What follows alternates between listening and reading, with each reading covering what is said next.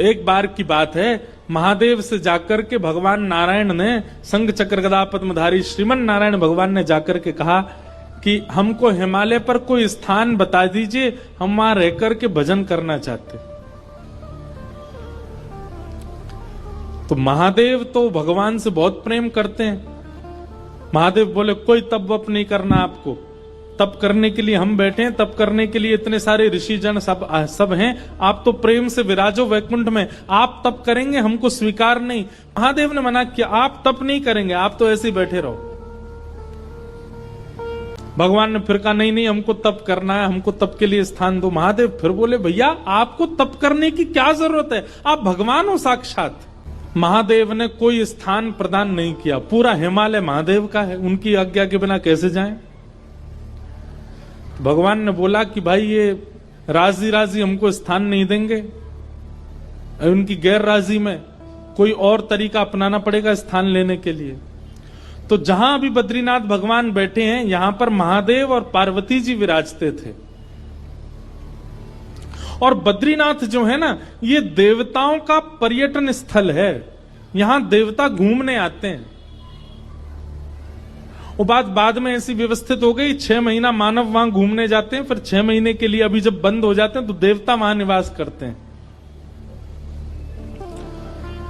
तो देवता वहां घूमने के लिए आते हैं। तो वहीं आपने देखा होगा कि बद्रीनाथ भगवान मंदिर के ठीक नीचे तप्त कुंड है, जहां माइनस टेम्परेचर में भी इतना गर्म जल अपने आप पहाड़ों से आता है कि उसमें लोग स्नान करते हैं तप्त कुंड में।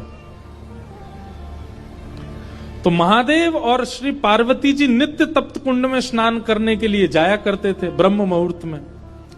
एक दिन महादेव और पार्वती जी दोनों गए तप्त कुंड में स्नान करने, तभी देखा कि नन्हा सा बालक तप्त कुंड के बगल में सोया है। पार्वती जी देख करके घबरा गई।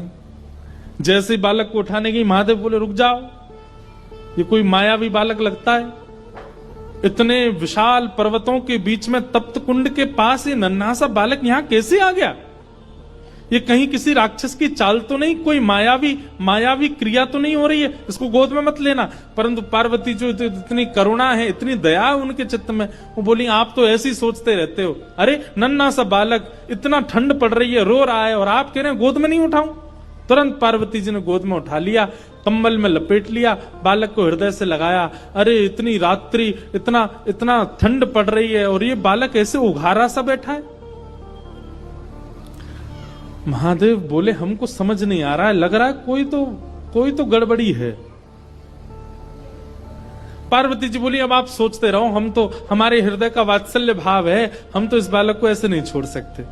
और पार्वती जी गई और उस बालक को ले जा करके उस स्थान पर बिठा दिया जहां महादेव और पार्वती बैठते हैं।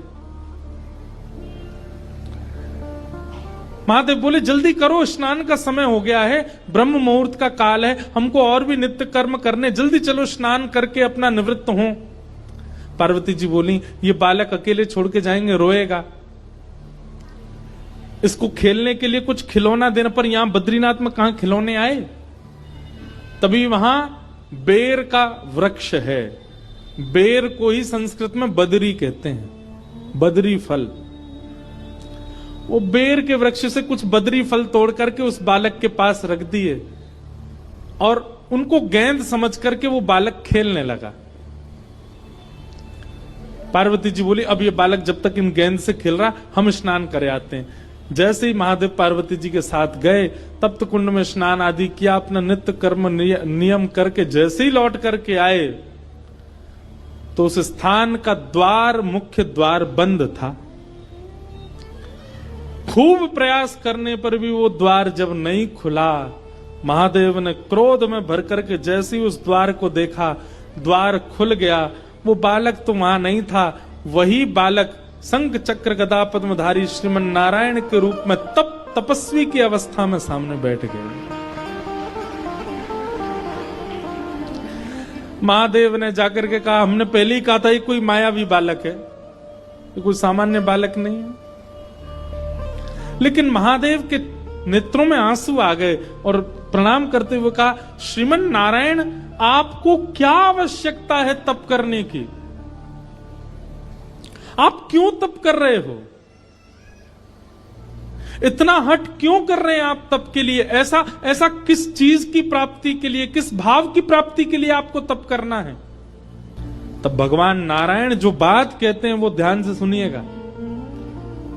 भगवान कहते हैं, महादेव, कर्म की पत्नी का नाम है तपस्या। दैत्य हो, चाहे ऋषि हो, चाहे महापुरुष हो, चाहे मानव हो, तप सबने किया। रावण भी तपस्या करने गया था, हिरण्यकश्यप भी तपस्या करने गया था, हिरण्याक्ष भी तप करने गया था, कंस भी तपस्या करने गया था। इसका मतलब क्या है? अन्य युगों में आप कितने भी कर्म कर लो, जब तक आप तप नहीं करोगे आपको कर्म का फल नहीं मिलेगा, क्योंकि कर्म की पत्नी का नाम है तपस्या। बिना तप किए कर्म फल नहीं देता।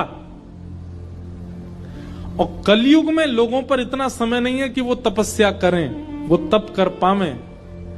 इसलिए श्रीमन नारायण भगवान कहते हैं, कलिकाल में जन्म लेने वाले हर मानव के नाम का संकल्प लेकर के मैं ही तपस्या में बैठा हूं, मैं तपस्या कर रहा हूं।